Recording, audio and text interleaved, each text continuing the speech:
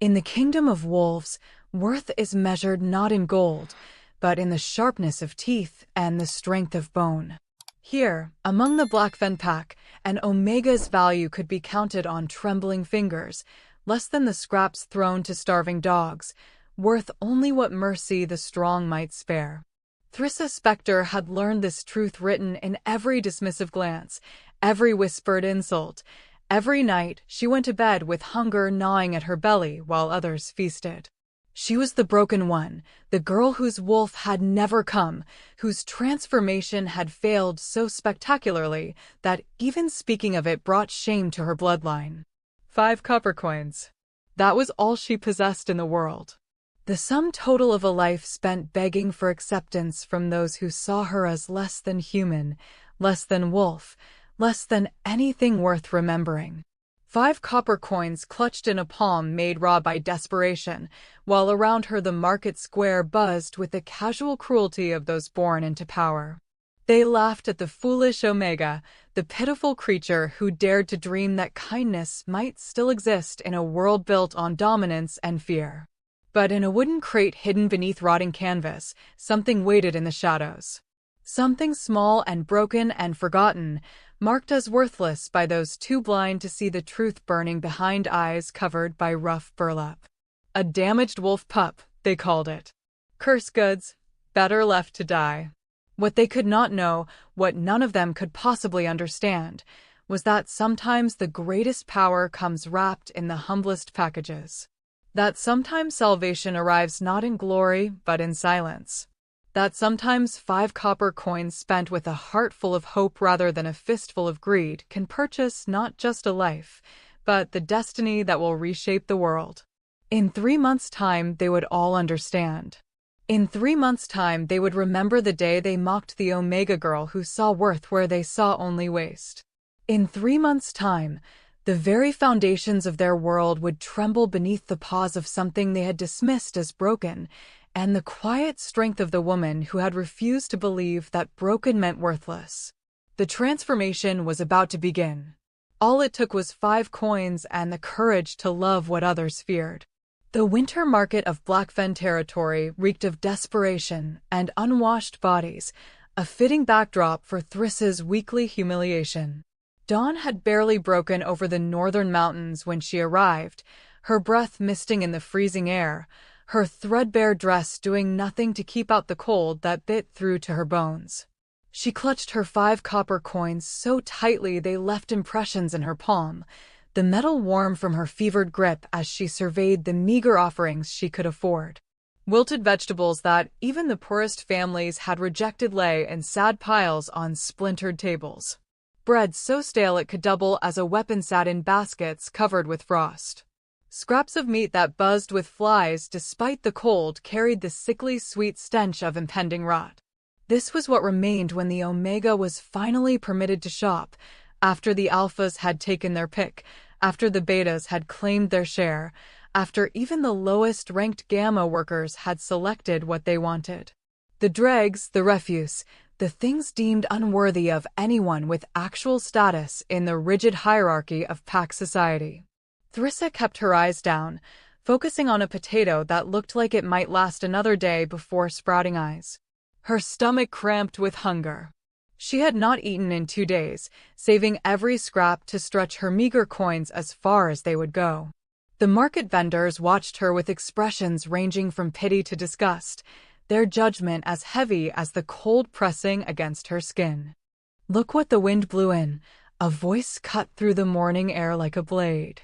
Cassandra Grimthane, the Beta's daughter, swept past with her entourage of equally privileged she-wolves, their fine cloaks lined with fur that Thrissa could never dream of affording.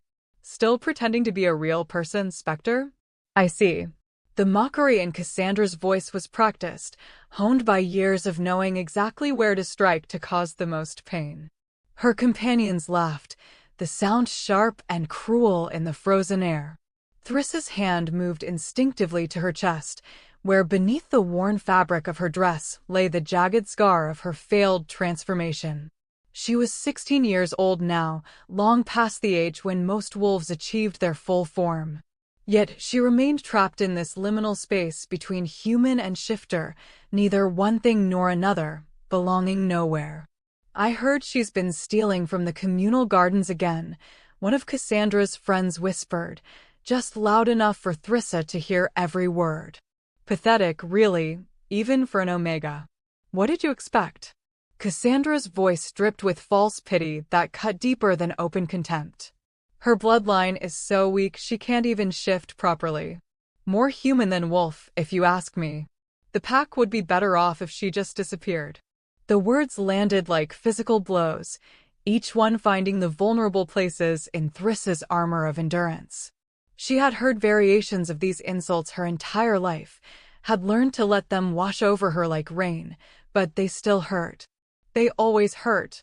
The mark of her failed transformation throbbed beneath her dress as if responding to the reminder of her greatest shame.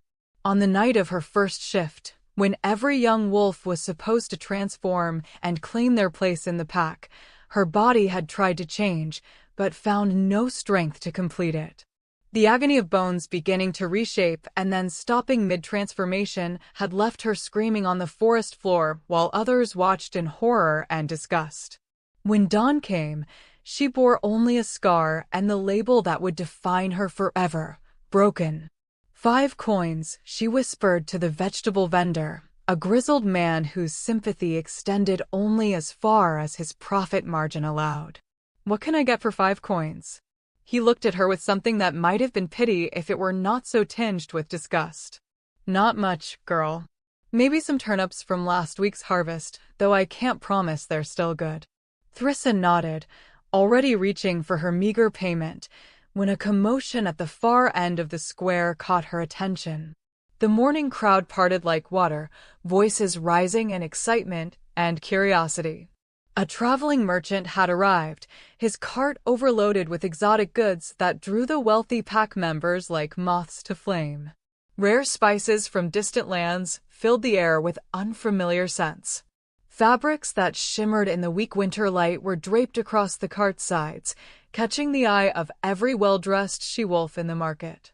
But it was a separate section of the merchant's display that made the crowd give it wide berth.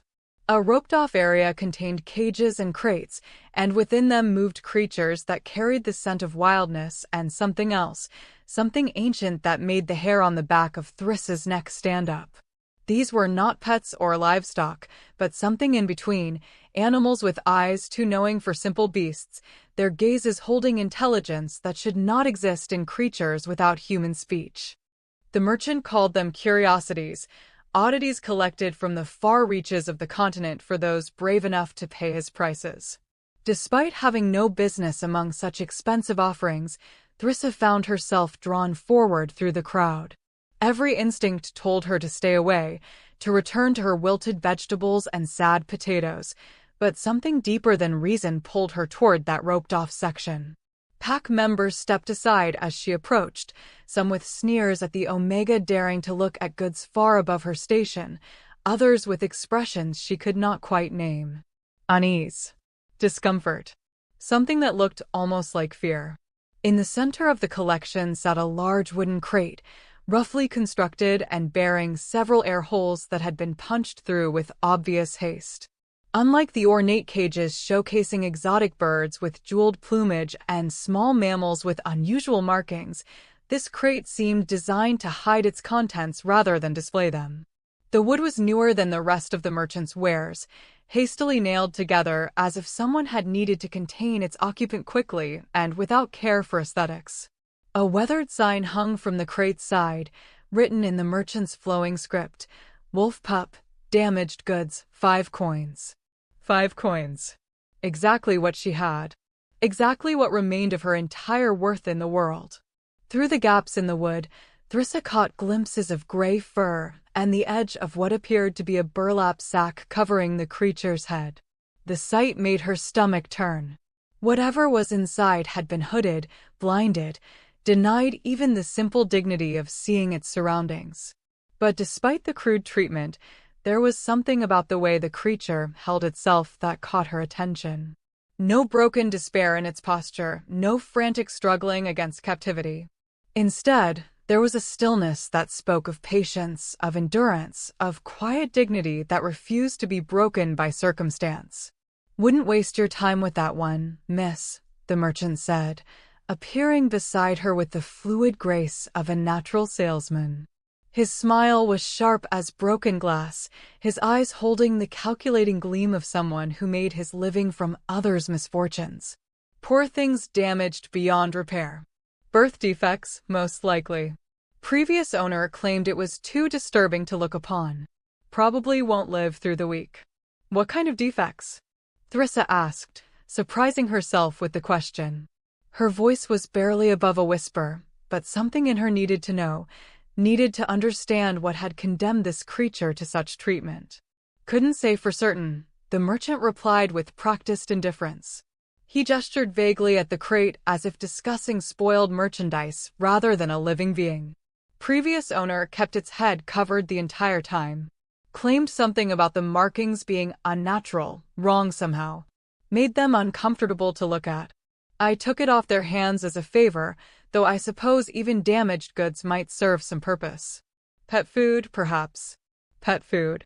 The casual cruelty of the suggestion made Thrissa's blood run cold. She looked through the slats again, trying to make out more details of the creature within. It was smaller than she had expected for a wolf pup, though the thick gray fur made it difficult to judge true size. But it was the way the pup held itself that transfixed her. Not with the broken resignation of an abused animal, but with something else entirely. Pride, maybe. Or perhaps just the refusal to let circumstances define worth. Around her, the crowd maintained their distance from the crate. She noticed now how they unconsciously stepped back, how their conversations grew quieter when they passed too close, how some made warding gestures as if to protect themselves from contamination. The merchant had mentioned a smell that supposedly put people off, but Thrissa detected nothing unpleasant. If anything, the scent drifting from the crate was clean and wild, like pine forests after rain, like mountain air before a storm. "Has anyone examined it properly?" she asked, unable to tear her gaze away from the shadowed form within. "Removed the covering to see what's actually wrong?" The merchant's smile widened, scenting opportunity in her questions. "Brave little Omega, aren't you? Most folks won't go near it. Something about it makes them uncomfortable. Can't explain it exactly, but people get nervous when they stand too close. Feel watched, they say. Feel judged." He laughed as if this were a grand joke. "Ridiculous, of course. It's just a damaged animal. But fear makes people foolish." Thrissa's fingers tightened around her coins. She should walk away. 5 coins was all she had, and spending them on a creature that might not survive the week was madness. She needed food, needed supplies to make it through the winter that was already biting at the edges of Blackfen territory. This was folly, the kind of desperate sentimentality that kept Omegas at the bottom of the hierarchy, too soft to make the hard choices that survival demanded. But when she looked through the gaps in the wood again, she saw the pup's head turn toward her. Even blindfolded by that rough burlap sack, even trapped in darkness, the creature seemed to know exactly where she stood. And in that moment, Thrissa felt something she had not experienced in so long she had almost forgotten what it felt like: recognition. Not pity, not contempt, not the casual dismissal she received from everyone else. Just simple acknowledgement of her existence as something that mattered. "I'll take it," she said before she could reconsider. The words fell into the cold morning air like stones into still water, creating ripples of shock through the nearby crowd. The merchant blinked, his practiced smile faltering for just a moment. "I beg your pardon?" "The pup," Thrissa repeated, her voice growing stronger despite the trembling in her hands. "I'll pay your asking price. All 5 coins for the damaged goods." A hush fell over the market like snow settling over frozen ground. Word spread in whispers that grew louder as they traveled through the crowd. The foolish Omega was buying the cursed creature. The broken girl was wasting her last coins on something that would be dead within days. The mockery that followed was predictable, but beneath it Thrissa sensed something else. Relief. They were glad someone was taking this thing away, removing it from their presence, eliminating whatever vague discomfort it caused by simply existing near them. Cassandra's voice cut through the murmurs like a whip crack. That thing will ruin you, Spectre. It'll eat what little you have and die anyway, and then you'll have nothing. Not that you have much to begin with. She laughed, and her companions joined in, but there was an edge to the sound that had not been there before. An unease that made the mockery ring hollow. All 5 coins? The merchant asked, though he was already reaching for her payment with greedy fingers. For damaged goods you haven't even properly examined? You understand I offer no guarantees, no refunds. Once purchased, it's yours to deal with however you see fit. All 5 coins, Thrissa confirmed, already counting out the copper pieces that represented everything she owned in the world. Her hands shook not from fear but from certainty, from the strange conviction that this choice, this moment, mattered in ways she could not yet understand. The merchant snatched the coins from her palm before she could change her mind, testing each one with his teeth as if she might try to cheat him with false currency. When satisfied, he gestured dismissively at the crate. Your funeral, girl. Though I'll give you some advice free of charge, since you seem determined to waste your money. Don't remove that sack unless you're prepared for what you might find underneath. Previous owner claimed the sight of those markings caused nightmares, gave people the feeling of being watched by something that shouldn't exist. Thrissa barely heard his warning. She was already lifting the crate, surprised by its weight. For such a small creature, it was remarkably heavy, as if the pup inside carried more mass than its size suggested. The crowd parted around her as she moved through the market, pack members stepping aside with expressions ranging from contempt to something that looked uncomfortably like relief. Let the broken Omega take the cursed thing. Let her waste her life on something that would bring her nothing but grief. As she passed the vegetable stalls heading toward the edge of the market, an old hunter caught her arm. She recognized him vaguely, one of the pack's retired scouts, too old now for active duty, but still sharp-eyed and watchful. His rheumy gaze fixed on the crate in her arms, and something that might have been recognition flickered across his weathered face. Girl, he said quietly, his voice barely carrying over the market noise. You don't know what you've bought.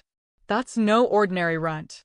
Before Thrissa could ask what he meant, the old hunter released her arm and melted back into the crowd, disappearing among the morning shoppers as if he had never been there at all.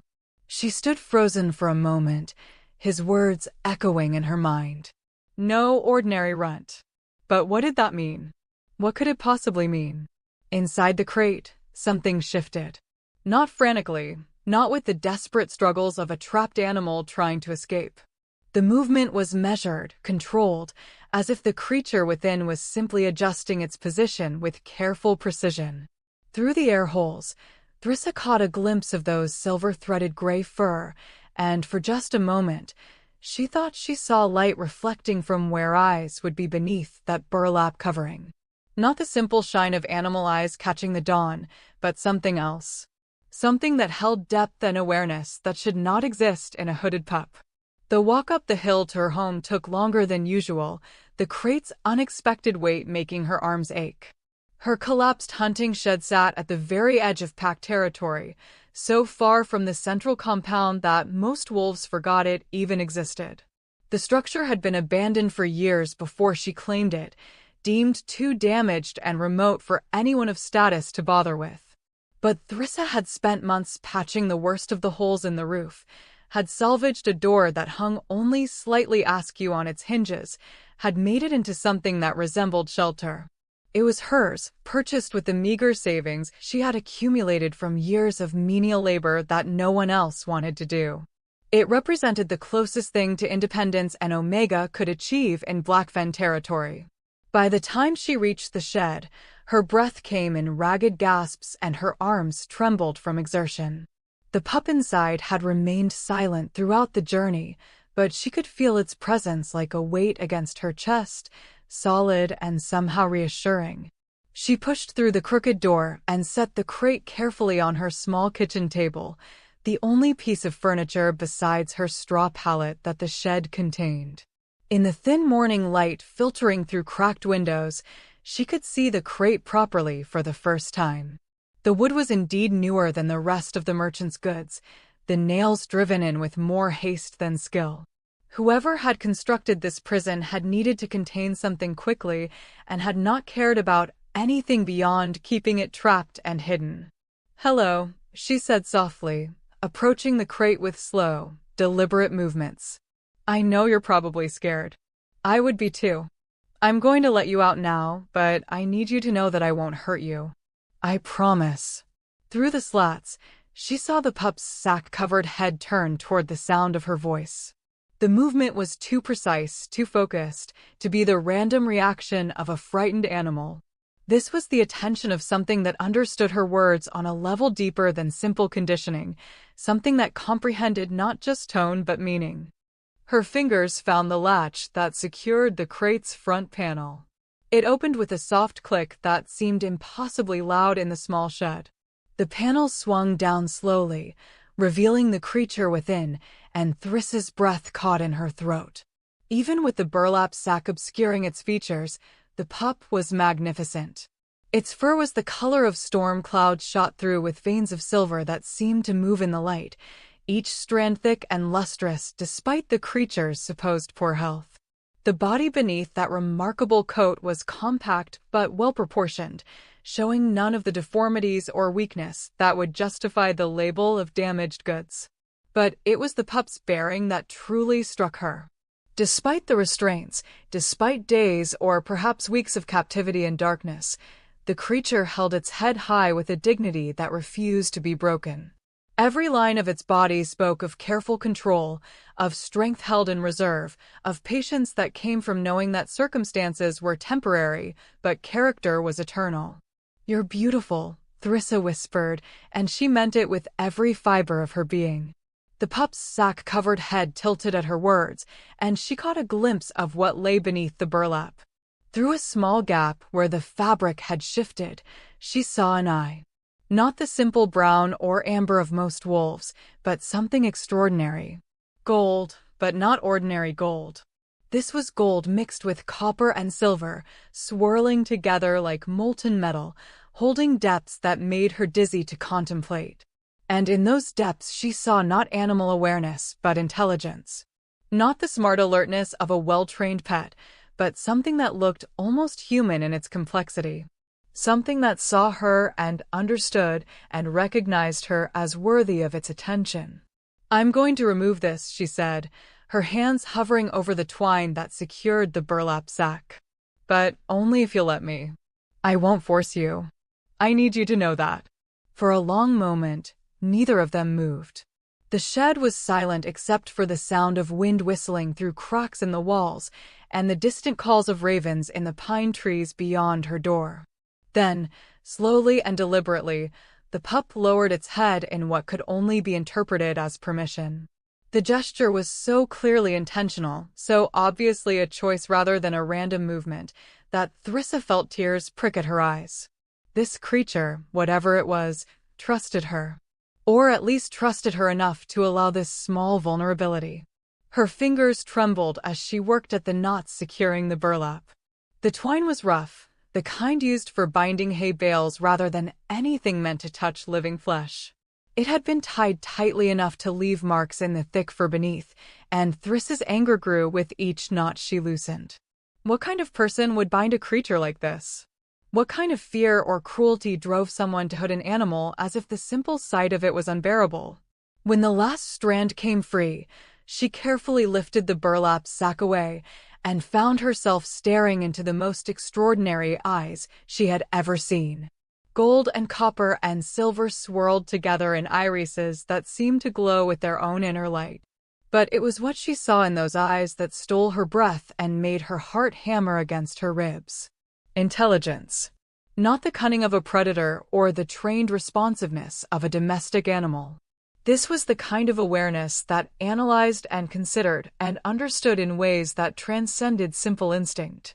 The pup looked at her with those impossible eyes, and Thrissa felt seen in a way she had never experienced. Not as prey or predator, not as omega or pap mate, but as an equal. as someone worthy of recognition and respect. For the first time in her life, she stood in the presence of something that did not judge her by pack hierarchy or the failure of her transformation. The pup simply acknowledged her existence as something that mattered, as someone deserving of dignity. "My God," she breathed, unable to tear her gaze away. "What are you?" The pup did not answer, could not answer, but something in its gaze suggested that it understood the question perfectly. And perhaps, someday, it might even provide an answer that would shake the very foundations of everything she thought she knew about wolves and power, and what it meant to be truly seen. She had spent her last 5 coins on something the world had deemed worthless. She had chosen compassion over survival, had picked kindness when wisdom dictated cruelty. And in making that choice, Thrissa Spectre had set in motion events that would reshape Blackfen territory in ways that none of them could possibly imagine.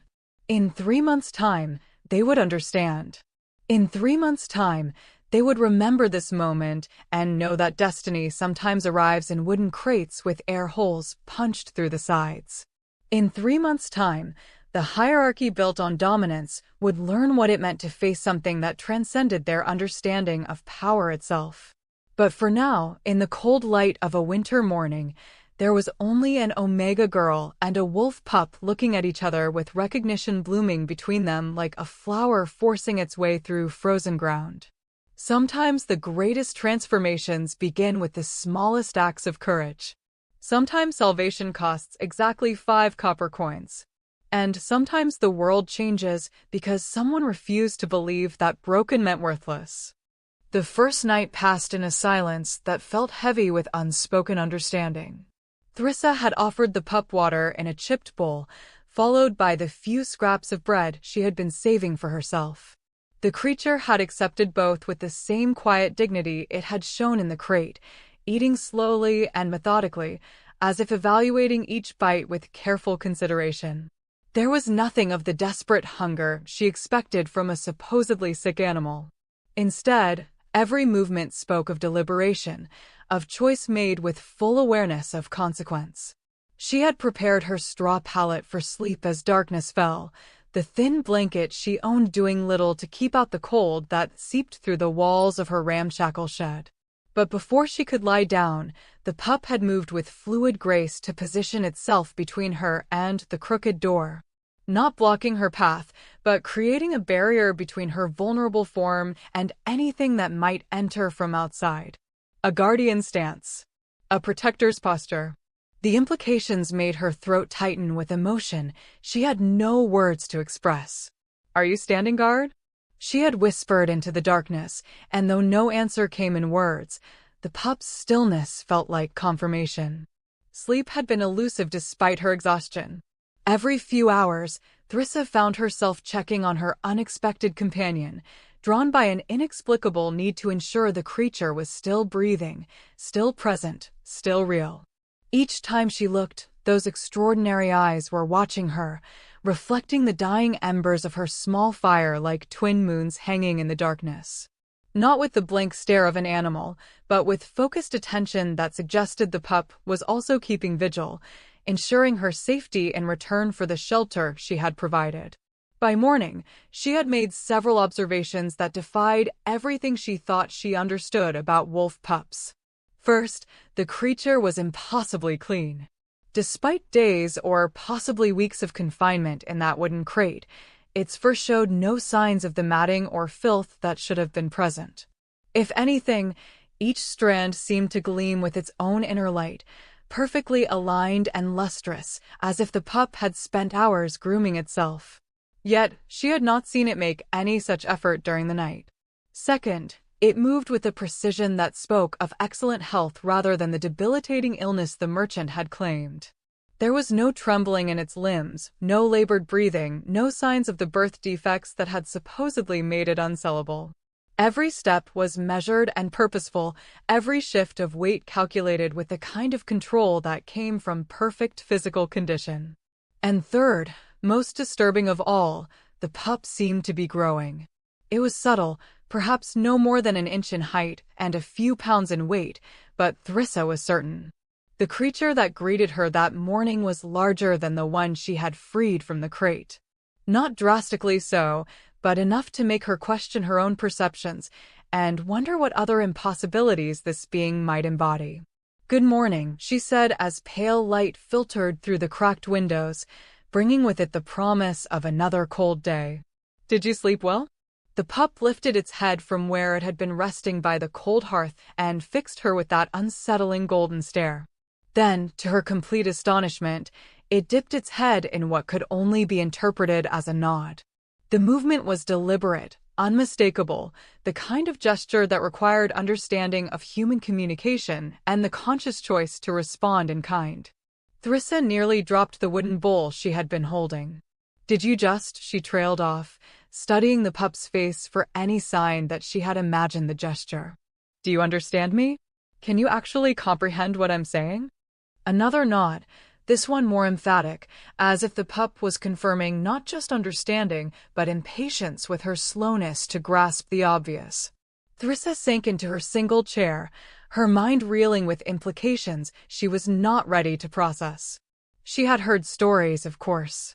Legends of wolves gifted with unusual intelligence, creatures that existed somewhere between animal and shifter, beings that walked the line between the natural and supernatural worlds. But those were fairy tales, myths told to entertain children and romanticize the old days when magic supposedly ran stronger through the world. This, however, was sitting in her kitchen and responding to questions like the most natural thing in existence. This was real and present and utterly impossible by every law of nature she had been taught to accept. "What's your name?" she asked, then immediately felt foolish. Even if the pup could understand her, it could not exactly speak in response. But to her amazement, the creature rose and padded over to where she had left some ash from the previous night's fire scattered near the hearth. The remnants were cold now, gray dust on worn floorboards, hardly worth noticing. Yet the pup studied them with intense focus before extending one paw with careful precision. Thrissa leaned forward, hardly daring to breathe as she watched the pup begin to draw shapes in the gray dust. The marks were not random scratches or instinctive movements. They were deliberate, controlled, forming patterns that looked almost like letters. The constraints of working with a paw instead of fingers made the shapes crude, but she could make out what appeared to be a K, followed by something that might have been an A. The third mark was definitely an E, and the fourth formed an L. "Kale," she whispered in amazement, watching as the pup carefully added more letters with painstaking precision. "I-T-H, Caliph. Is your name Caliph?" The pup sat back on its haunches and regarded her with what she could only describe as approval. The golden eyes seemed to glow brighter for a moment, as if her recognition pleased it. Then the creature returned to the ash and carefully added one more symbol beneath its name. Not a letter this time, but a sigil she did not recognize. An intricate design of curved lines and sharp angles that seemed to shimmer even in the cold morning light, holding meaning she could not quite grasp. "Caliph," she repeated, testing the name on her tongue. It felt right somehow, ancient and powerful in ways that matched the impossible creature before her. It was an unusual name for a wolf, carrying connotations of something other, something that existed outside normal categories. Like the great mountain cat's his name evoked, there was something feline in the grace of his movements, the calculating intelligence in his gaze, the sense of barely contained power that made her instinctively wary even as she felt drawn to protect him. The sharp knock at her door shattered the moment like a stone through ice. The sound was aggressive, demanding, carrying the weight of authority that expected immediate compliance. Thrissa's blood ran cold as a voice followed, one she recognized with sinking dread. "Thrissa, open up. We know you're in there. Marcus Grimthane." The pack's head enforcer, Cassandra's older brother, and Alpha Ravik's personal instrument of violence. His presence at her doorstep meant trouble of the worst kind. Enforcers did not visit Omegas for casual matters. They came only when pack law had been broken or when someone needed to be reminded of their place in the hierarchy through methods that left bruises and fear in equal measure. Caliph was on his feet instantly, his entire body going rigid with tension. But instead of cowering or trying to hide as she might have expected from a young animal facing unknown danger, he positioned himself between Thrissa and the door with protective instincts that seemed far beyond his apparent age. His lips pulled back slightly, revealing teeth that looked larger and sharper than they had any right to be, and a low growl rumbled in his chest with harmonics that made the floorboards vibrate. "Stay quiet," Thrissa whispered urgently, her heart hammering against her ribs. "Please, just stay quiet and let me handle this." She opened the door just wide enough to reveal her face, keeping her body positioned to block Marcus's view of the interior. He stood on her small porch with two other enforcers flanking him, their expressions uniformly hostile. She recognized Kane on the left, a brutal man known for enjoying his work far too much, and Garrett on the right, younger, but no less dangerous for his youth. "Marcus," she said, injecting as much calm into her voice as she could manage despite the fear clawing at her throat. "What can I do for you?" "We've had reports of theft," he said without preamble, his voice carrying the casual authority of someone accustomed to instant obedience. "Specifically, theft of pack property. Someone purchased goods yesterday that had no right to buy them." Thrissa's mouth went dry, but she forced her expression to remain neutral. "I'm not sure I understand. I bought supplies at the market yesterday. Food and necessities, all legally purchased with my own money." Marcus stepped closer, his bulk filling the doorframe in a way clearly meant to intimidate. A valuable asset was sold to someone who lacked the authority to make such a purchase. The merchant has been persuaded to reveal the identity of the buyer. He smiled, and the expression held no warmth, only the anticipation of violence about to be unleashed. "Including a wolf pup that belongs to this pack." The words hit her like a physical blow. She had known there was something special about Caliph, had sensed that his presence in that merchant's cart was no accident. But if he truly belonged to the pack, why had he been abandoned in such circumstances? Why had no one come looking for him before now? The inconsistencies in Marcus's explanation were too glaring to ignore. "I bought a sick pup from a traveling merchant," she said carefully, sticking as close to the truth as possible while revealing nothing that might endanger Caliph. 5 coins for what he called damaged goods. If the animal belongs to someone else, I was never informed of such ownership. The sale was legitimate and witnessed by dozens of pack members. Marcus's smile grew colder, his eyes narrowing with barely concealed malice. "Ignorance is not an excuse, Omega. The pup was stolen from Packlands 3 months ago. The merchant was merely holding it until we could arrange proper retrieval. Your purchase interfered with official pack business, which makes you complicit in the original theft whether you knew it or not." 3 months.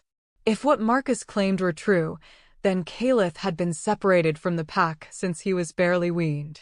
But something about the timeline felt wrong. Something about this entire confrontation rang false in ways she could not quite articulate. Why would the pack use an outside merchant to hold supposedly stolen property? Why not simply reclaim it themselves the moment it was recovered?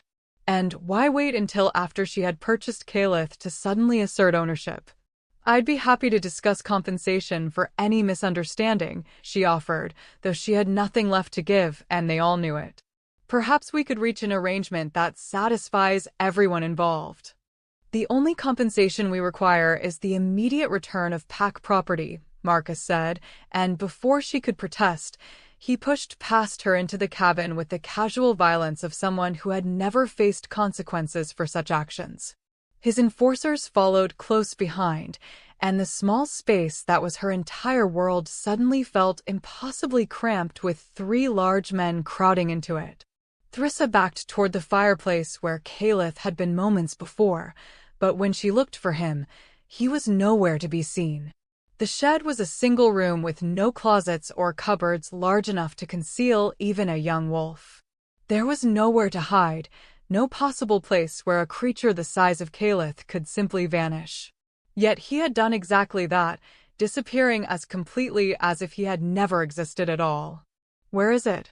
Marcus demanded, overturning her meager furniture with casual violence that made her flinch. The straw pallet flew across the room, scattering the few belongings she owned. Her single chair crashed against the wall hard enough to crack one of its legs. "Where's the pup, Omega? We can smell it. We know it's been here recently." "I don't know what you're talking about," Thrissa said, and the words were not entirely a lie. She truly did not know how Caliph had vanished or where he might be hiding in a space that offered no concealment. "Don't lie to me," Marcus snarled, grabbing her arm hard enough to leave bruises that would darken to purple by evening. "We tracked its scent straight to your door. It's here, or it was here very recently. Where are you hiding it?" One of the enforcers, Kane, was examining the area near the fireplace where Caliph had written his name in the ash. His brutish face went pale as he studied the markings, and when he spoke, his voice carried a tremor that Thrissa had never heard from him before. "Boss," he called softly, urgently. "You need to see this. Right now." Marcus released Thrissa's arm and strode over to where Kane was pointing. When he saw the letters traced in the dust, his face went white as fresh snow. Every trace of his earlier confidence drained away, replaced by something that looked uncomfortably like terror. "No," he breathed, the word barely audible. "It can't be. That's not possible." "What is it?" Garrett asked, moving closer to examine what had his companions so shaken. "What's wrong?" "They're just letters, aren't they?" Marcus did not answer immediately. Instead, he knelt beside the ash markings and studied them with the intensity of a man examining evidence of his own death sentence. His hands trembled as he traced the air above the symbols without quite touching them, as if contact might burn his flesh. When he finally looked up at Thrissa, his expression had shifted from cruel amusement to something approaching genuine fear. "Where did you learn to write these symbols?" he demanded, his voice tight with barely controlled panic. "How do you know the script?" "Those are letters," Thrissa said, confusion clear in her voice despite her fear. "They spell Caliph. It's a name, nothing more." "No." Marcus rose slowly, his movements careful and controlled as if sudden motion might trigger something terrible. "These are not ordinary letters. Look at the formation, the specific curves and angles. This is old script, the formal writing system used by the ancient bloodlines." He spoke the last words as if they were a curse, as if naming something that should not be named would bring calamity down upon them all. Ancient bloodlines. The words hung in the cold air like a death sentence. Thrissa felt ice forming in her stomach as fragmented knowledge surfaced from the depths of memory. She had heard whispers of the old families, stories told in hushed voices about lichens whose heritage stretched back to the very origins of their kind. Wolves whose power was so great that modern packs could barely comprehend their capabilities, whose very existence had threatened the established order so profoundly that they had been systematically erased from history. "You're saying the pup wrote those?" Garrett asked skeptically, though his voice held uncertainty now. "How could an animal know ancient script?" "That's impossible." "I'm saying something wrote them that was taught by the old families," Marcus replied, his voice tight with barely controlled panic. "And if that's true, then we've made a terrible mistake coming here. If what's hiding in this shed is what I think it is, we're not dealing with a stolen pet or damaged goods. We're facing something that should not exist anymore." A low growl echoed through the cabin, seeming to come from everywhere and nowhere at once. The sound was unlike anything Thrissa had ever heard, deeper than any normal wolf could produce, carrying harmonics that spoke of age and power beyond mortal understanding. It resonated in her bones, made her teeth ache with frequencies that should not exist in the natural world. The three enforcers spun in circles trying to locate the source of the sound, but it continued to emanate from all around them, as if the very walls were producing it, as if the shed itself had found voice to express displeasure at their intrusion. "We should go," Kane whispered, all traces of his earlier brutality gone. replaced by primal fear that stripped away the veneer of civilized behavior. Now, we should leave right now. But Marcus seemed frozen in place, his face growing paler with each passing second as the implications crashed over him like waves against stone. If it's really one of them, he said to no one in particular, his voice distant and hollow. If the old bloodlines have returned after all this time, then everything we've built, everything the pack has worked for, it's all built on sand. It will all come crashing down. The growl intensified, growing louder and deeper until the air in the cabin grew thick and oppressive. Thrissa felt a familiar presence settle around her like a protective cloak, warm and reassuring despite its intimidating power. She realized with stunning clarity that Caliph had not disappeared at all. He was still here, still present, simply choosing not to be seen. Somehow, impossibly, he had learned to make himself invisible, to exist in spaces between perception where eyes could not follow and minds could not comprehend. "Get out," she said quietly, and her voice carried new authority that surprised even her. The words emerged not as a plea or request, but as a command issued by someone who suddenly understood they held more power than they had ever imagined. "All of you. Now. Leave my home immediately." Marcus looked at her with something approaching respect for the first time in her life, though fear still dominated his expression.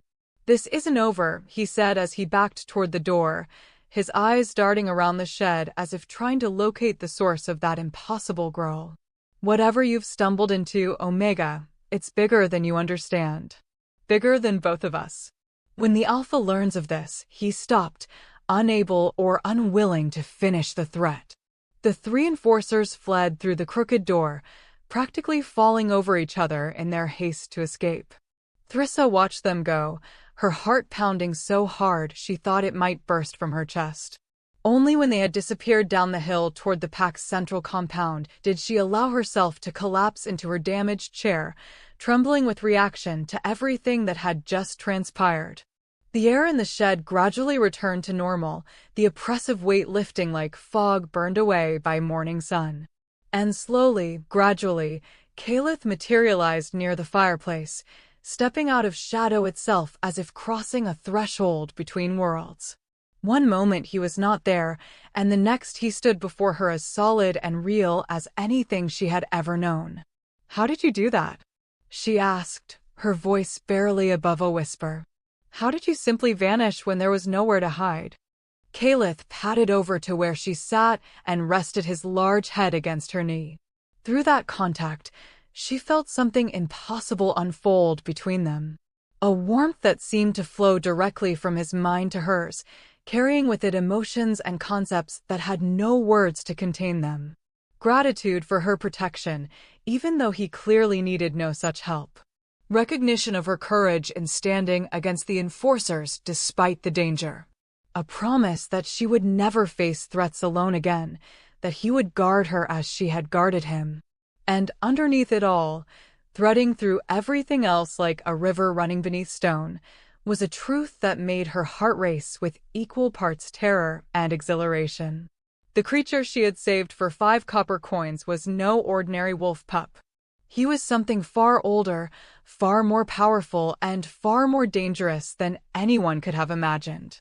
Something that had been hidden and suppressed and nearly erased from existence, but had somehow survived against impossible odds.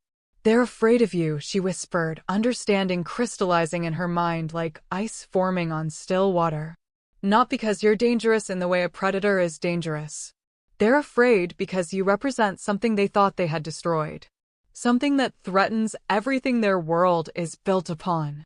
Calitha's response came not in words, but in the continued flow of emotion and meaning through their connection. Confirmation. Vindication. And beneath it all, a sadness so profound it made tears stream down her face. Loss and grief for family torn apart, for heritage nearly erased, for a way of life that had been systematically destroyed by those who feared its power. She wrapped her arms around his broad head, pressing her face into the soft fur that smelled of pine forests and mountain storms. "Whatever happens next," she said fiercely, "whatever comes because of this, I don't regret choosing you. I would make the same choice again 1,000 times over, even knowing the consequences." Through their bond, she felt Kalitha's gratitude bloom like spring flowers after long winter. But she also felt his determination, his resolve, his absolute certainty that what had been taken could be reclaimed, that what had been destroyed could be restored, that balance could return to a world that had forgotten what balance even meant.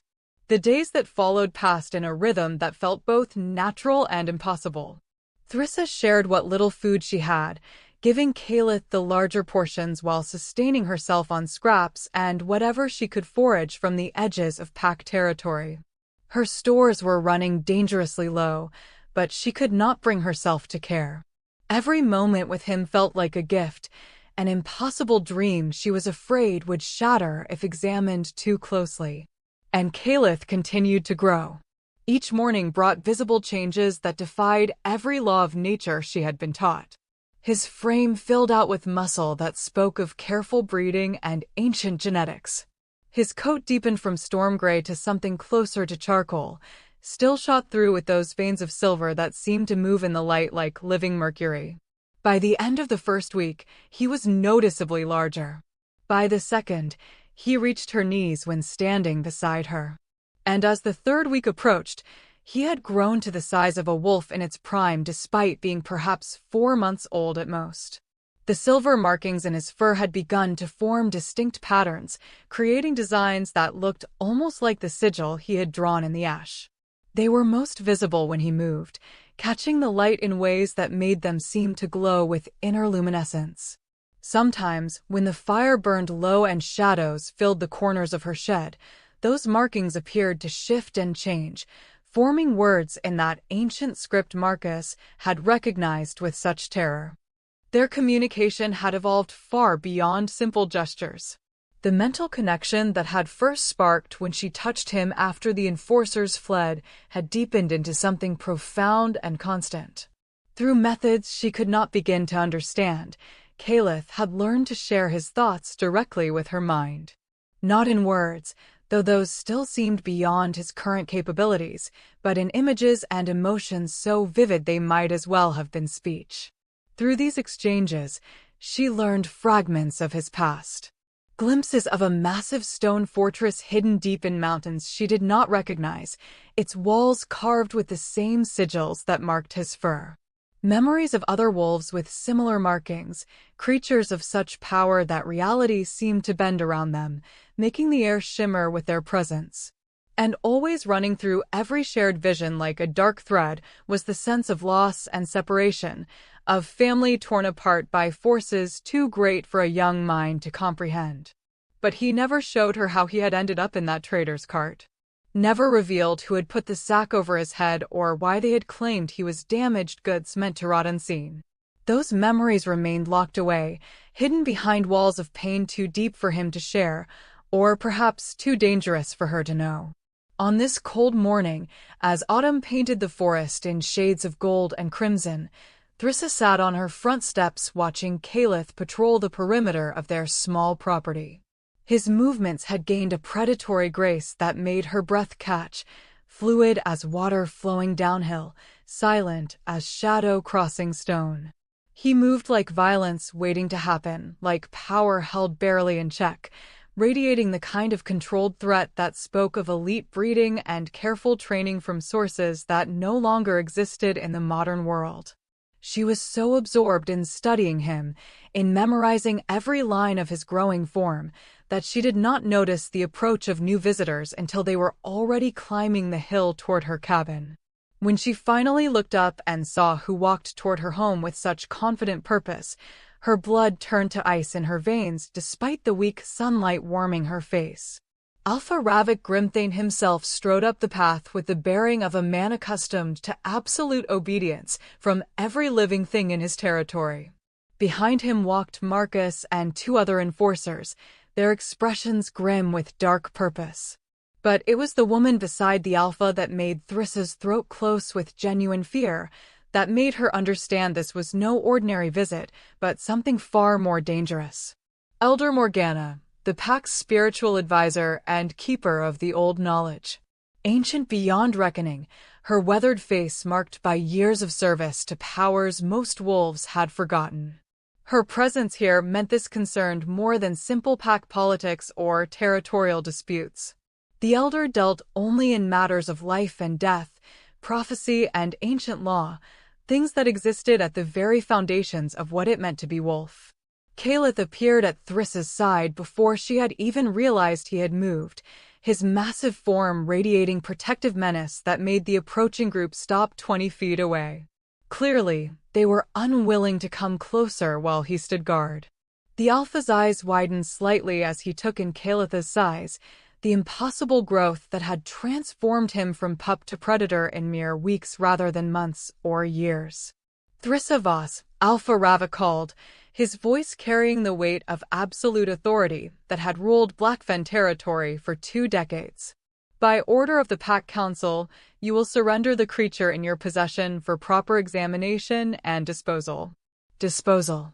The word hit like a slap, casual and cruel in its finality. Thrissa rose to her feet, one hand resting on Calith's broad head for comfort and strength. What are you talking about?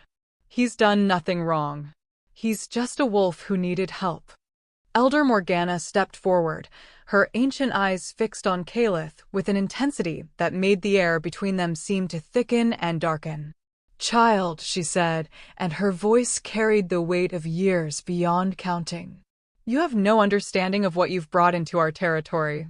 That creature bears markings that should not exist in this age of the world. Markings that were supposed to have been erased from existence long ago." "He's just a wolf," Thrissa insisted, though the words felt like lies on her tongue even as she spoke them. "An animal who was abandoned and mistreated. He deserves protection, not whatever you're threatening. Look at him." Morgana's voice cracked like a whip, sharp enough to make Thrissa flinch. "Really look at the silver tracery in his fur. The pattern of markings across his shoulders and flanks. Those are the bloodline markers of House Noctur, a family that was destroyed for good reason. A family whose power threatened the very foundations of pack law and natural order. They were erased because they had to be erased, because their existence made stable hierarchy impossible." The revelation hung in the cold afternoon air, like smoke from green wood, acrid and impossible to ignore. House Noctur. The name meant nothing to Thrissa, carried no weight of recognition, but the way the Alpha and his enforcers reacted spoke volumes. They knew this name. They knew what it represented. And they feared it with a terror that went bone deep. Whatever Calith was, whatever bloodline he represented, these wolves had spent considerable effort ensuring it remained extinct. And now that extinction had failed, now that one had survived and returned, they would do anything to correct that failure. Anything at all, including destroying an innocent creature and the Omega foolish enough to protect him. Thrissa felt Calith's presence in her mind, felt his confirmation of everything the Elder had said. She felt his grief for a family destroyed, for a heritage erased, for power that had been hunted and eliminated because it challenged those who ruled through dominance rather than wisdom. And beneath that grief, she felt his determination that such erasure would not stand, that his survival meant something more than mere chance. She looked at the Alpha and his enforcers, at Elder Morgana with her ancient knowledge and fearful eyes, at Marcus, who had fled from her home in terror just days ago. And she understood with perfect clarity what they were asking her to do. They wanted her to surrender Calith so they could finish what they had started generations ago. They wanted her to hand over the creature who had trusted her, who had shown her dignity when no one else ever had, so they could eliminate the last evidence of their ancient crime. "No," she said quietly, and the single word fell into the silence like a stone into deep water. The word hung in the air between them like a declaration of war. No. Such a simple syllable, barely 2 letters, yet it carried the weight of absolute defiance against everything the hierarchy demanded. Omegas did not say no to Alphas. They bowed, they submitted, they accepted whatever fate was decreed for them without question or resistance. This was the natural order, the foundation upon which pack society had been built for generations. To refuse an alpha's direct command was to challenge the very structure of their world. Alpha Ravik's face contorted with disbelief that rapidly transformed into rage. His dominance pheromones rolled out like a physical wave, crashing against Thrissa with the force meant to drive her immediately to her knees. Every instinct screamed at her to submit, to lower her eyes and expose her throat in the gesture of absolute surrender that all wolves understood. The compulsion was overwhelming, a psychic weight that should have crushed her will and forced obedience without conscious thought. But something impossible happened. The compulsion washed over her like water off stone, sliding away without finding purchase. She felt its pressure, recognized its intent, but it could not touch the core of her being, could not force her body to bend or her spirit to break. She remained standing with one hand resting on Kalitha's massive head, her posture straight and unbending in the face of power that should have reduced her to a trembling, prostrate figure. "What did you say?" Ravik's voice was dangerously quiet, the kind of calm that preceded explosive violence. "Did you just refuse a direct order from your alpha?" "I said no," Thrissa repeated, and her voice grew stronger with each word despite the terror clawing at her throat. "He's not defective. He's not suffering. And you don't get to decide his fate simply because his existence threatens you." Marcus stepped forward, his hand moving to the blade at his belt, but Kalith interposed himself between the enforcer and Thrissa with fluid grace that belied his size. A low growl rumbled from his chest, and the sound carried harmonics that made the very ground seem to vibrate beneath their feet. It was not the warning of a young animal protecting its companion. It was the promise of something far older and infinitely more dangerous, something that recognized no authority but its own ancient sovereignty. Elder Morgana gasped, her weathered face going pale as understanding dawned in her ancient eyes. She had lived long enough to remember fragments of the old stories, pieces of history that most wolves had forgotten or never learned. She recognized what she was seeing, even if the others did not yet fully comprehend the implications. "Blessed moon," the elder whispered, the words barely audible but carrying clearly in the tense silence. "You didn't kill them all. After everything, after all the hunting and burning and erasing, one survived. House Noctur lives." Ravik's expression shifted from rage to something far more complex. Fear warred with determination in his eyes as he stared at Kalith, seeing not a pup but the ghost of a bloodline he had thought extinct.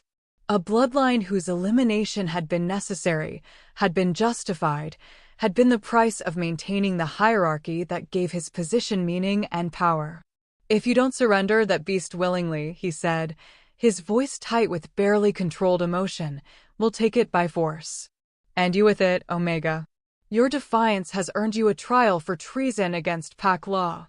You'll spend what remains of your miserable life in the cells below the pack house, watching while we finish what should have been completed generations ago."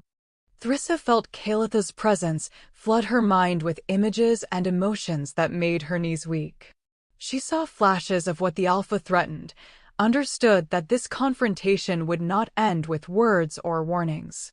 They would come for Kalith, would bring the full force of pack law and violence against him. And they would succeed, because what could one young wolf and a wolfless Omega do against the combined might of an entire pack? But beneath the fear, beneath the rational understanding of how outmatched they were, something else stirred. A warmth spread through her chest where the scar of her failed transformation marked her as broken. Not pain, but something that felt like recognition, like a key finally finding the lock it was meant to open. Through her connection with Kalith, she felt his absolute certainty that she was more than she appeared, that the failure of her transformation had not been weakness, but incompleteness, that she carried within her something that simply needed the right catalyst to awaken. "Then you'll have to try," she said, stepping closer to Kalith until they stood as a united front against the arrayed power of Blackfen leadership. "Because I'm not giving him up. Not to you, not to anyone. He trusted me when he had no reason to trust. He showed me dignity when no one else ever has. and I will not betray that trust simply because you fear what he represents." The declaration seemed to crystallize something in the air between them. The Alpha's eyes narrowed with cold calculation as he assessed the situation, weighing his options. He could order an immediate attack, could have his enforcers overwhelm them both through sheer numbers and trained brutality. But Elder Morgana's recognition of House Noctur had changed the equation in ways that made such direct action dangerous. If word spread that the old bloodlines had returned, if other packs learned that the genocide had been incomplete, the carefully maintained order might begin to crumble. "You have 3 days," Ravik finally said, his voice carrying the finality of a judge pronouncing sentence. 3 days to come to your senses and surrender the creature voluntarily. After that, we will come in force and take it. The Pack Council will be convened, evidence will be presented, and you will be judged for harboring a threat to Pack security. Use this time wisely, Omega. Pray to whatever powers you believe in, because no mercy will be shown when we return." He turned and strode back down the hill, his enforcers following with backward glances that mixed wariness with anticipation of violence to come. Only Elder Morgana hesitated, her ancient gaze lingering on Thrissa and Calith with an expression that might have been regret or perhaps recognition of forces larger than personal choice. "Child," she said quietly, her voice heavy with the weight of years and knowledge. "You don't understand what you're protecting. House Noctur was not destroyed out of cruelty or jealousy. They were eliminated because they represented power that could not be controlled, could not be channeled through normal hierarchy. Their very existence made dominance meaningless, made alpha authority obsolete.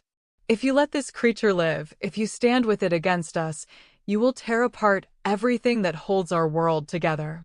"Maybe that world deserves to be torn apart," Thrissa heard herself say, the words emerging from some deep place she had not known existed. "Maybe a world built on killing those who threaten your power is not worth preserving. Maybe balance matters more than dominance." Morgana's eyes widened with something that looked like fear mixed with reluctant respect. Then she too turned away, following the Alpha and his enforcers down the hill toward the Pack compound. Thrissa watched them go, her heart hammering so hard she thought it might burst from her chest. 3 days. They had 3 days before everything came crashing down around them. As soon as the visitors were out of sight, Thrissa's legs gave out and she collapsed onto the cold ground. Calith was there immediately, pressing his massive body against hers in comfort and support.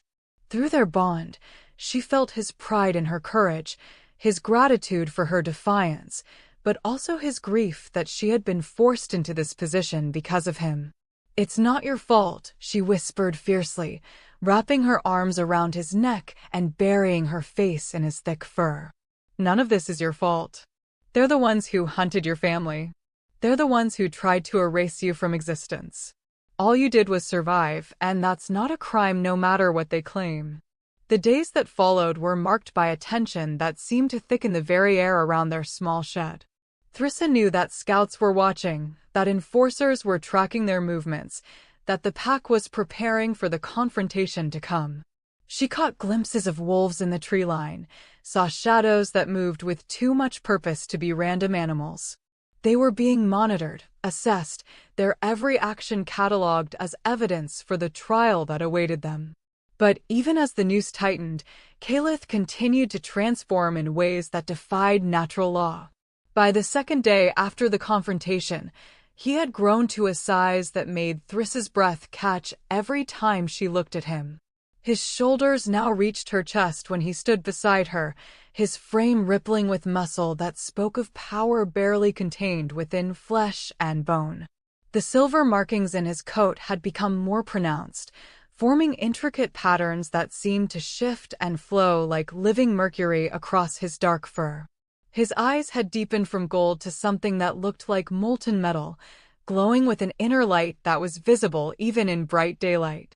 When he looked at her, she felt seen in ways that transcended physical sight, as if he perceived not just her body, but the very essence of her being. And increasingly, She caught glimpses of something in those eyes that suggested his intelligence was growing along with his physical form, expanding into territories that should not be accessible to wolf consciousness. Their mental connection had evolved beyond simple emotion and imagery. Now, when Caliph pressed his head against her chest and she placed both hands on his massive skull, she could feel thoughts that were almost words, concepts that carried meaning complex enough to constitute true communication. He was still limited by the lack of human speech, but the ideas he shared were becoming increasingly sophisticated, showing understanding of not just immediate circumstances, but of history, consequence, and the larger patterns that shaped their world. On the second night, as they huddled together against the cold that seeped through every crack in her shed's walls, Caliph initiated the deepest connection they had yet shared. Thrissa had been half asleep, exhausted by fear and hunger, when she felt his presence push further into her mind than ever before. Not invasively, but with the gentle insistence of someone who had important knowledge to impart. She placed her hands on his head and opened herself to whatever he needed to share. The connection that formed was so intense it made her gasp, so vivid it felt like being pulled into another reality entirely. And through that connection, Caliph showed her the truth that Elder Morgana had recognized but not fully explained. The vision unfolded with terrible clarity. She saw House Noctur not as it had been destroyed, but as it existed at the height of its power. The massive stone fortress was real, was actual, had stood in those mountains for centuries before its fall. And the wolves who had called it home were unlike anything that existed in the modern world. They were larger than current wolves, but size was the least of their differences. They moved through space as if reality was more suggestion than law, appearing and disappearing at will. Their eyes held the accumulated wisdom of generations, and their very presence seemed to stabilize the world around them, creating zones of perfect equilibrium where dominance and submission, strength and gentleness, individual power and collective harmony existed in perfect balance. These were the sovereigns of balance, creatures who predated the Alpha hierarchy by countless generations. They did not rule through dominance or forced submission through pheromones and violence. Instead, they maintained equilibrium, ensuring that no individual or faction could accumulate so much power that it unbalanced the whole. They were judges and mediators, protectors and correctors, existing outside normal hierarchy because they transcended it entirely.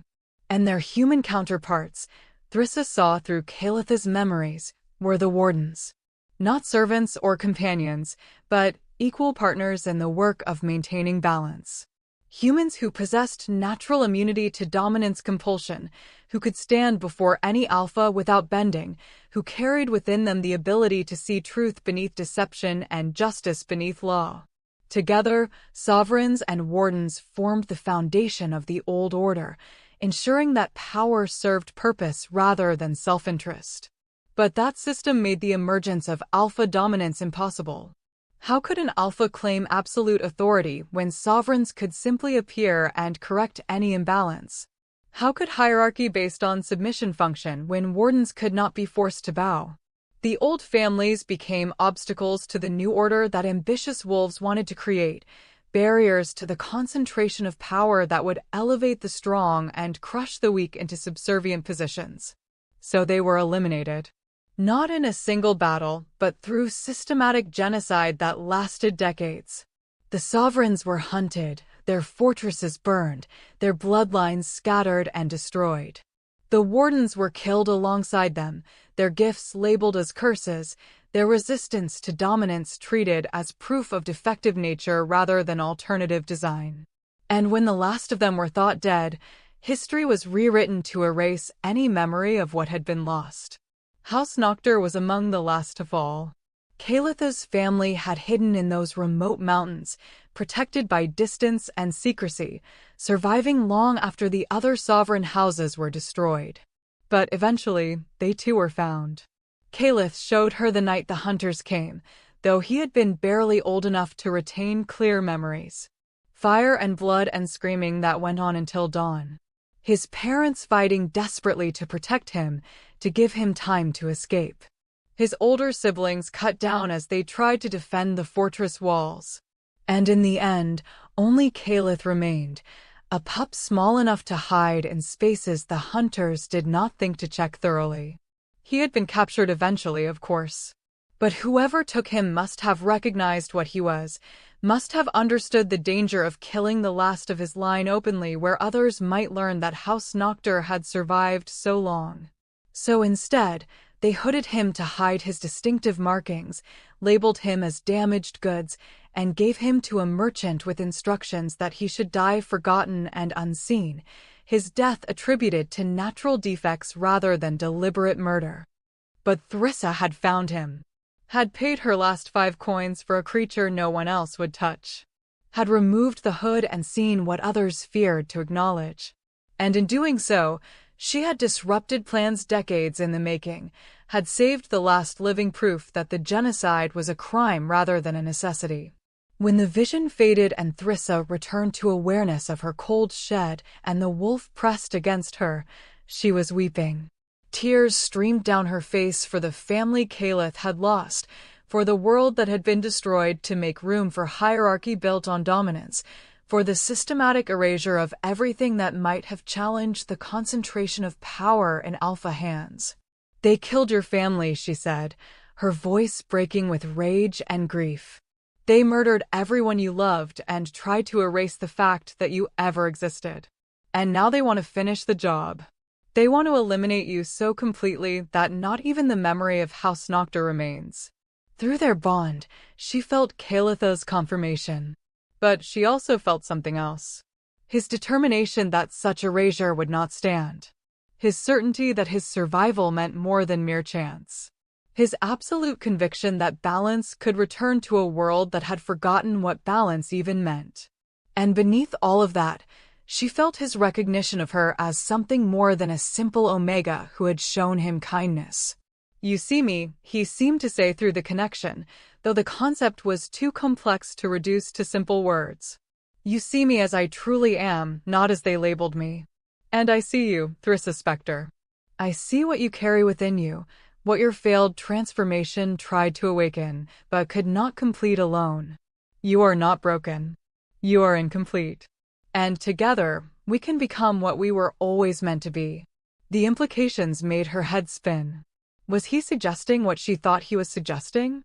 That she carried Warden blood, that her immunity to alpha compulsion was not a quirk but a heritage? That the transformation that had failed so catastrophically might have been trying to manifest something other than a normal wolf form? Before she could fully process these revelations, before she could ask the questions burning in her mind, a howl split the night air. Not a normal wolf's call, but the deliberate signal that meant pack business, meant gathering, meant judgment was about to be rendered. It came from the direction of the central compound, carrying clearly through the cold air to reach even the furthest edges of pack territory. Thrissa's blood ran cold. The 3 days were not yet expired. They had been promised 3 days to surrender voluntarily before force would be used. But Alpha Ravok was not known for keeping his word when he sensed advantage in breaking it. The howl meant that the Pack Council had been convened, that evidence had been presented, that a decision had been reached. And given that no one had bothered to bring either Thrissa or Caliph before the council for testimony, that decision was clearly foregone. "They're coming," she whispered, and Calith's growl confirmed her fear. "Not in 3 days. Tonight. They're coming tonight." She stumbled to her feet and moved to the window, peering through cracked glass toward the pack compound below. Torches were being lit, creating pools of flickering light that spread through the darkness like infection. She could see figures gathering, enforcers assembling with weapons that gleamed in the firelight.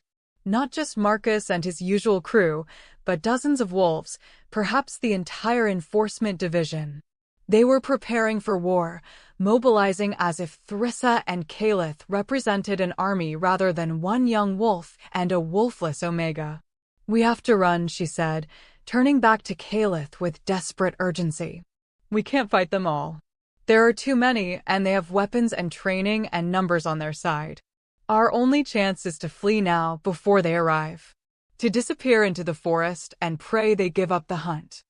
But even as she spoke the words, she knew they were futile. Where could they go? The pack controlled this entire territory for hundreds of miles in every direction. The neighboring packs would return them immediately if contacted, and the unclaimed lands beyond were harsh and unforgiving, offering no shelter for a woman and wolf traveling alone. They could run, yes, but they could not escape. The pack would hunt them down eventually, and when they were caught, the punishment would be far worse than anything currently planned.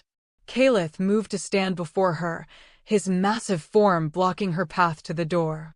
Through their bond, she felt his absolute refusal to run, to hide, to let fear dictate their choices. He had spent months hidden beneath a sack, had been labeled as damaged and defective, had been intended to die forgotten and unseen. He would not return to that existence. He would not validate their genocide by fleeing from its perpetrators. What else can we do? Thrissa asked, though she already knew the answer burning in his golden eyes. We can't fight them. We can't win against those numbers. Defiance is noble, but it doesn't stop teeth and claws and weapons designed to kill. Kalitha's response came not in images or emotions, but in a concept so clear it might as well have been spoken aloud. We don't need to fight them here. We need to claim what is mine by right. We need to go to the place where my family fell, where the old power still lingers in stone and soil. We need to reach the ruins before they reach us.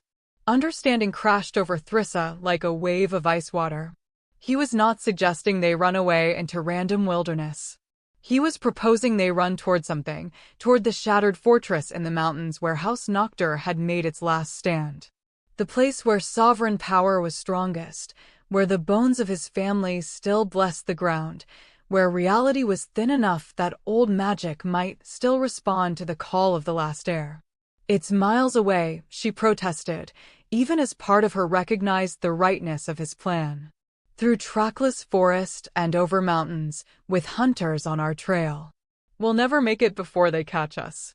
But Caliph was already moving, his massive form heading for the door with purpose that would not be denied.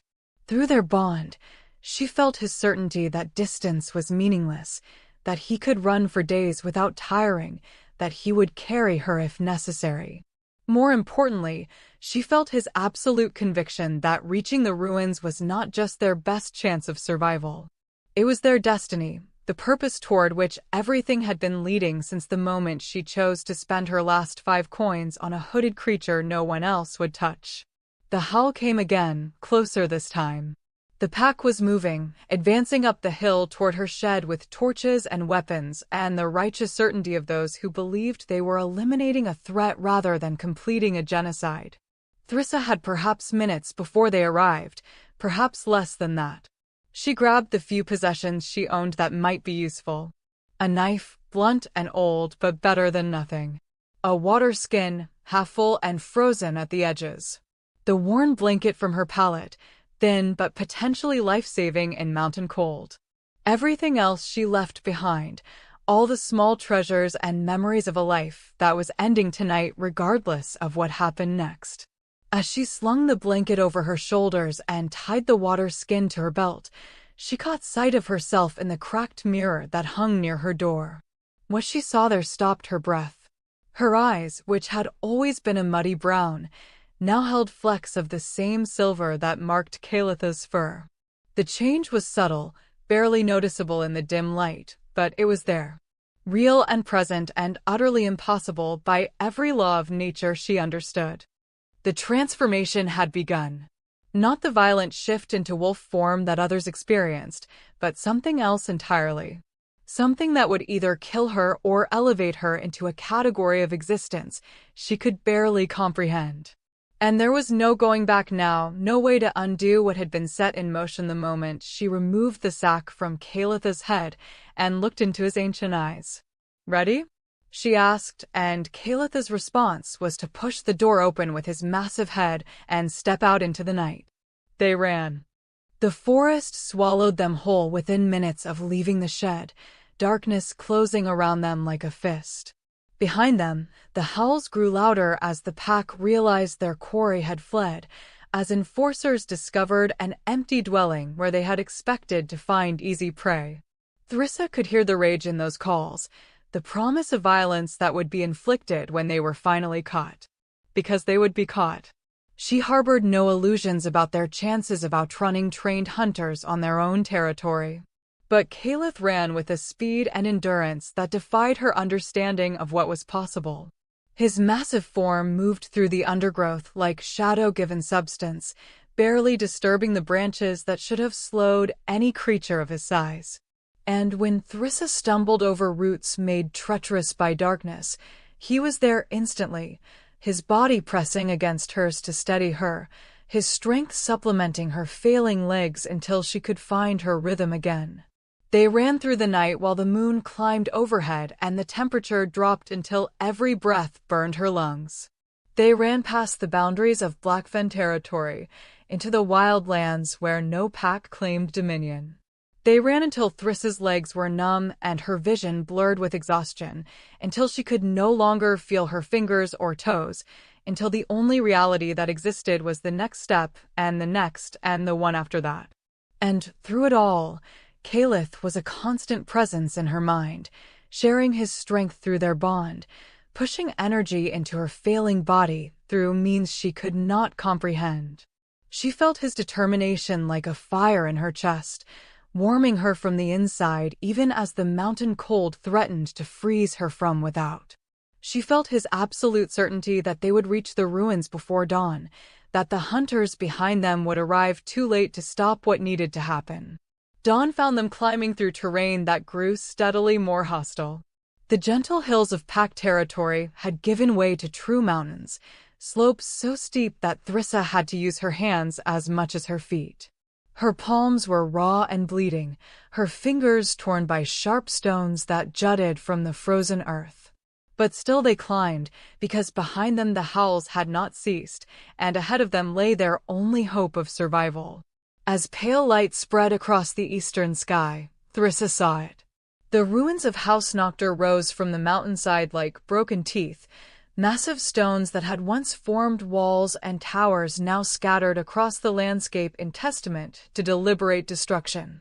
Someone had worked very hard to ensure nothing remained standing, that no shelter could be found in these remnants, that even the memory of what had stood here would be erased by time and weather. But they had failed in one crucial aspect.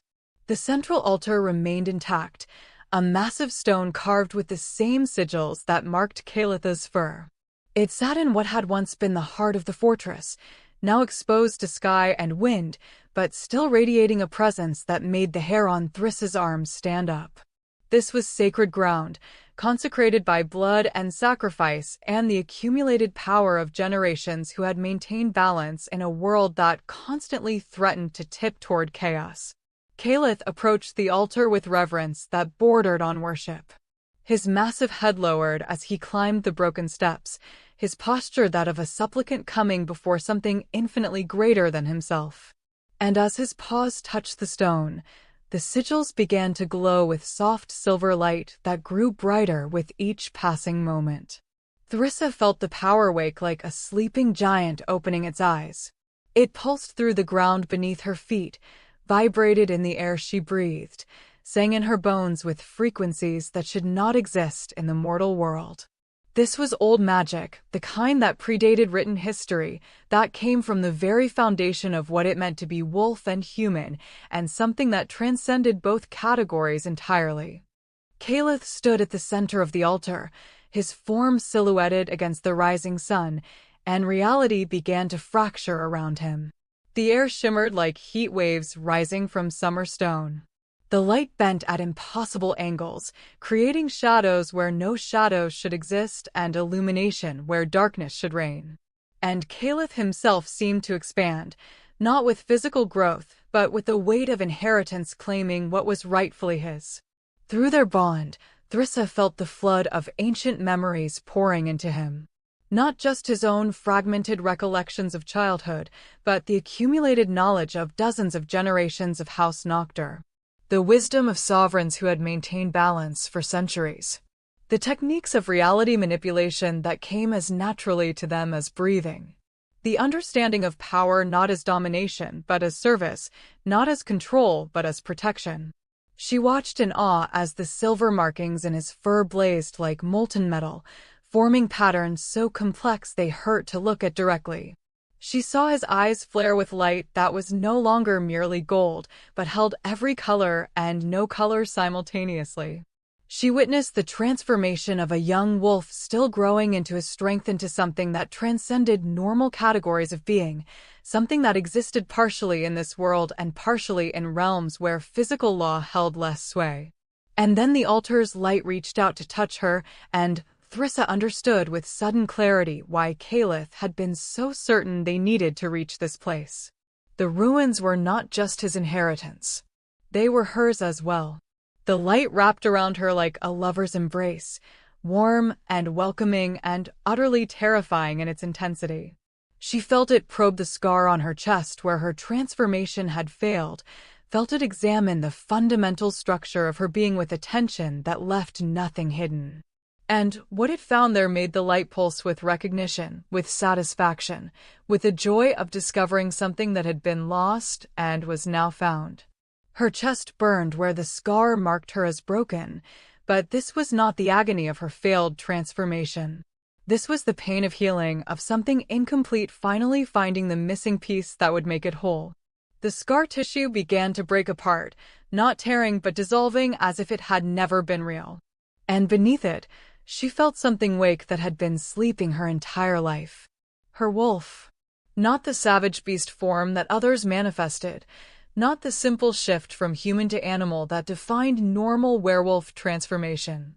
This was something else entirely, something that her body had tried to manifest on that terrible night, but had lacked the knowledge and power to complete. A form that was neither fully human nor fully wolf, but something that predated the division between them. The change began in her chest and radiated outward like ripples in still water. Her bones shifted without breaking, reshaping themselves into configurations that should not be possible. Her muscles reorganized, gaining density and strength that far exceeded normal human limitations. Silver light began to trace patterns across her skin, forming sigils that matched those on Calith's fur, declaring her bloodline and birthright to any who had the knowledge to interpret them. But it was her eyes that changed most dramatically. The flecks of silver that had appeared in the mirror now consumed the muddy brown entirely, leaving irises that gleamed like polished metal. And through those transformed eyes, she could suddenly see the world as it truly was. Not just the physical reality of stone and sky, but the underlying patterns of power that connected all things.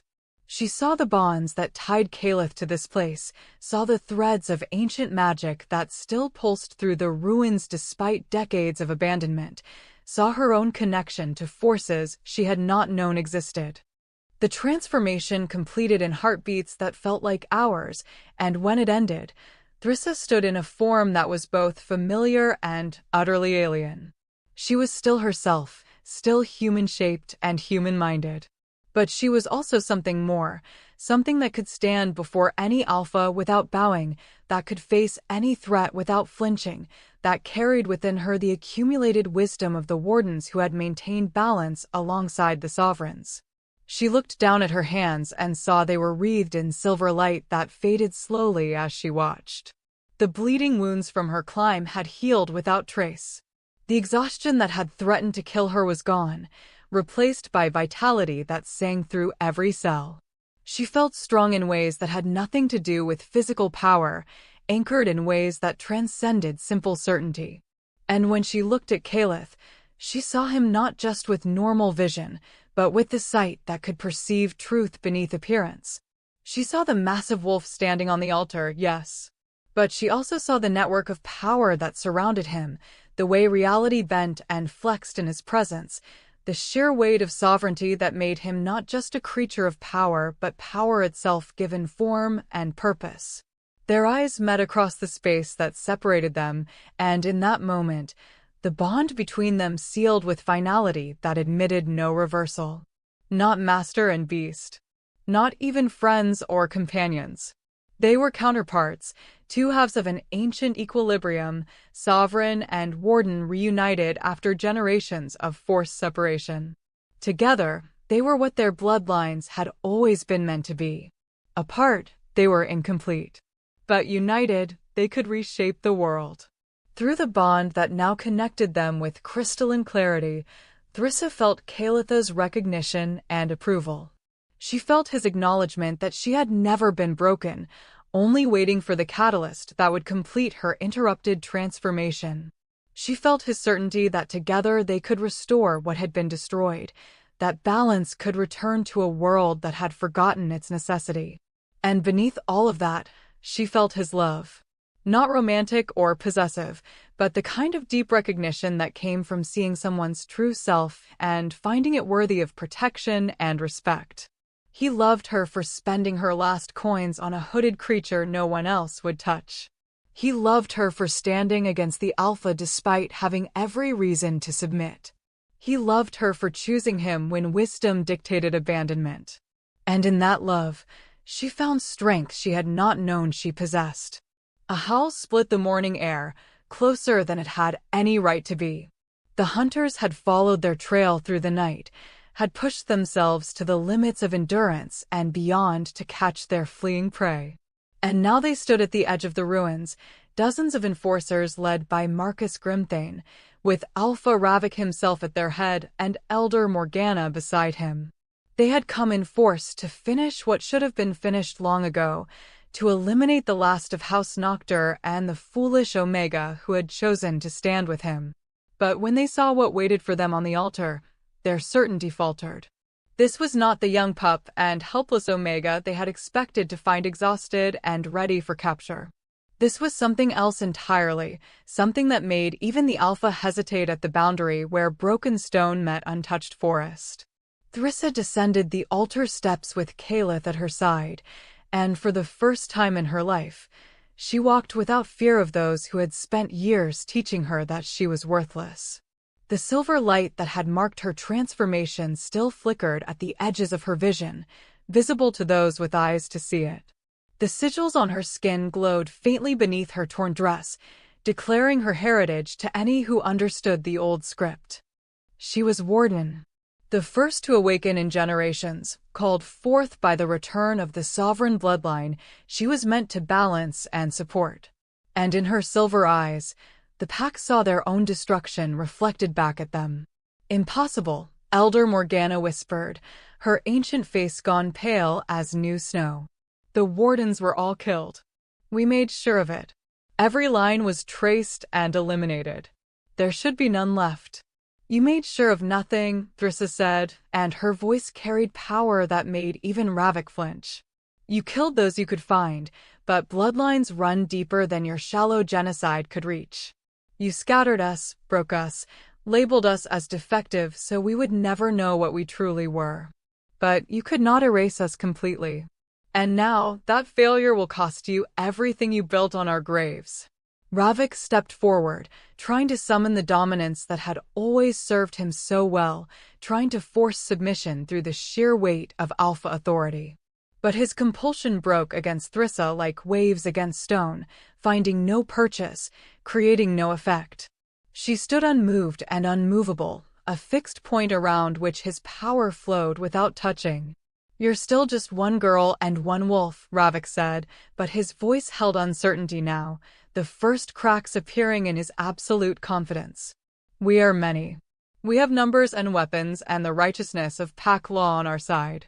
Surrender now and we might show mercy. Resist and you will both die here among the ruins of the failure you represent.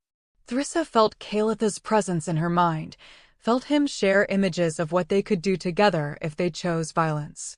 She saw the enforcers torn apart by power they could not comprehend, saw the Alpha brought low by forces that made his dominance look like a child's tantrum, saw blood staining the stones until the ruins ran red with justice long delayed.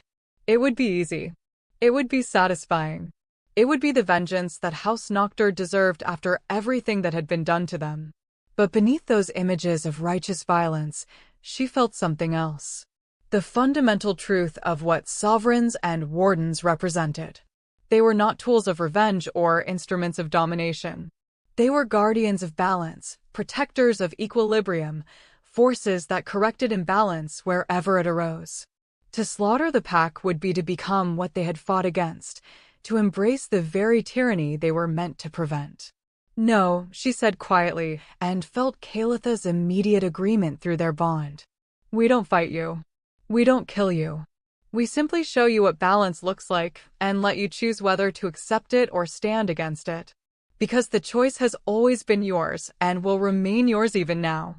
She raised her hand, and silver light gathered in her palm like liquid metal. Not a weapon, but a mirror. She shaped it with will and power into a reflective surface that showed not physical appearance but truth. And she held it up so that every member of the pack could see themselves as they truly were, stripped of the justifications and rationalizations that let them sleep at night. They saw themselves as they appeared to those they dominated. The cruelty they had normalized, the violence they had justified, the systematic oppression they had enforced while calling it natural law. They saw the Omega children who went to bed hungry while Alphas feasted.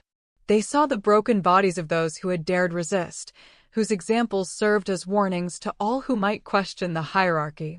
They saw the genocide they had committed and hidden, the bloodlines they had erased and then denied ever existed. And in seeing themselves truly, many of them broke. Not physically, but spiritually. The weight of their crimes crashed down on them all at once, no longer cushioned by the comfortable lies they told themselves. Some fell to their knees weeping. Others turned away in shame, unable to face the reflection of what they had become. A few, the most hardened enforcers who had gloried in their violence, simply stood frozen as their certainty shattered around them. Elder Morgana stared at the reflection longest of all, her ancient eyes wide with dawning horror. "We told ourselves it was necessary," she whispered. "That eliminating the old bloodlines was the price of stability, that the hierarchy we built was natural and good. But it was never about stability or nature. It was about power. About those of us who wanted to rule without challenge, who wanted to dominate without consequence. And we killed thousands to preserve that power." Thrissa let the mirror dissolve, the silver light fading back into her palm. She had shown them truth. What they did with that truth was their choice to make, their burden to carry. She would not force them to change, would not compel them to accept a new order. Because forced change was just another form of domination, and she had not awakened as warden to replace one tyranny with another. "The old hierarchy is dead," she said into the silence that followed the mirror's dissolution. "Not because we killed it, but because you saw what it truly was. What you build in its place is your decision. But know this: balance has returned to the world. Sovereign and warden stand together again after generations of forced separation. And we will not permit genocide in our name, will not allow systematic oppression to be labeled as natural law, will not stand idle while the strong devour the weak and call it justice." Alpha Ravik looked at her with something that might have been respect or might have been fear, his face a mask of conflicting emotions. "What happens now?" he asked, his voice stripped of its usual authority. "Do you claim leadership? Do you challenge for alpha rights? What do you want from us?" "Nothing," Thrissa said simply. "We want nothing from you except that you remember what you saw today. Remember that power without balance leads only to corruption. Remember that strength without compassion becomes cruelty. Remember that the hierarchy you worshipped was built on the graves of those who represented everything you should have been. And when you rebuild, when you create new structures and new laws, remember that we are watching. That balance will be maintained whether you choose to embrace it willingly or have it imposed upon you by forces you cannot resist." She turned away from them then, walking back toward the altar where Kalith waited. The pack parted before her like water before the prow of a ship, none willing to stand in her path or challenge her passage. She climbed the steps without looking back, and Caliph fell into step beside her, his massive form radiating power that made the very stones glow with reflected light. At the top of the altar, Thrissa turned to face the gathered pack one final time. The sun had fully risen now, painting the ruins in shades of gold and crimson that made everything look both beautiful and broken. Below her, the wolves of Black Fen Pack stood silent and uncertain, their world turned upside down in the space of a single morning. "We are not your rulers," she said, her voice carrying clearly in the mountain air. "We are not your judges or your executioners. We are simply what we have always been, the guardians of balance, the protectors of equilibrium. You may return to your territory and your lives. You may rebuild your hierarchy if that is what you choose. But know that we will be watching from the edges, from the wild places you have forgotten, from the spaces between dominance and submission where true power has always dwelt. And if you return to the ways that required our bloodlines to be eliminated, if you once again mistake dominance for strength and oppression for order, we will return to correct that imbalance. Not with violence or vengeance, but with the truth you saw reflected in the mirror. Because that truth is weapon enough to break any tyranny, given time and courage to wield it." Elder Morgana stepped forward, separating herself from the pack with visible effort. In her ancient eyes, Thrissa saw recognition of larger patterns, of cycles that turned beyond individual lives or single generations. The elder had lived long enough to remember fragments of the old stories, to understand what the return of Sovereign and Warden truly meant for the world they inhabited. "The age of balance begins again," Morgana said, and though her voice was quiet, every wolf heard it clearly. "What was destroyed has been restored. What was hidden has been revealed. The Warden stands crowned in silver light, and the Sovereign bloodline lives." She turned to face her pack, her own people, and spoke with authority that came not from dominance, but from sheer force of accumulated years. "We were wrong. For generations, we were wrong. We built our world on genocide and called it progress. We enforced oppression and called it natural law. And now we must live with the consequences of those choices, must rebuild what we broke, must become what we should have been all along." Some of the pack members nodded slowly, acceptance beginning to dawn in their eyes. Others looked away, unwilling or unable to face the magnitude of change that had been forced upon them. But none challenged her words, none raised voice in protest or defense of the old ways. The mirror had shown them truth too clearly to be denied, had stripped away the comfortable lies that had sustained the hierarchy for so long. Alpha Ravik stood silent for a long moment, his face working through emotions too complex to name. Then, slowly and with visible effort, he knelt. Not in submission or defeat, but in acknowledgement of forces larger than himself, of power that transcended his authority to command or control. And seeing their Alpha kneel, the rest of the pack followed suit until the space before the altar was filled with bowed heads and bent knees. But Thrissa took no satisfaction in their posture, felt no triumph in their surrender. This was not victory. This was simply recognition of what had always been true, acknowledgement of reality that had been hidden but never truly eliminated. The pack knelt not to her dominance, but to the natural order that predated their hierarchy, to the balance that their genocide had attempted to destroy. "Rise," she said after a moment, and they obeyed. "Go back to your territory. Return to your lives. Rebuild what must be rebuilt and change what must be changed. We will not interfere unless balance demands it. We will not rule unless leadership is required to prevent tyranny. We are not your masters. We are simply the line that cannot be crossed without consequence." The pack dispersed slowly, enforcers and elders and ordinary wolves making their way back down the mountain toward the territory they had always known. Some cast backward glances filled with wonder or fear or confusion. Others kept their eyes forward, too overwhelmed by what they had witnessed to risk looking back. And a very few, looked at Thrissa and Caliph with something that might have been hope, as if the possibility of a better world had suddenly opened before them. When the last of them had disappeared into the tree line, when only the wind and ravens remained to witness what stood on the ancient altar, Thrissa finally allowed herself to breathe. The tension that had held her rigid throughout the confrontation released all at once, leaving her shaking with reaction.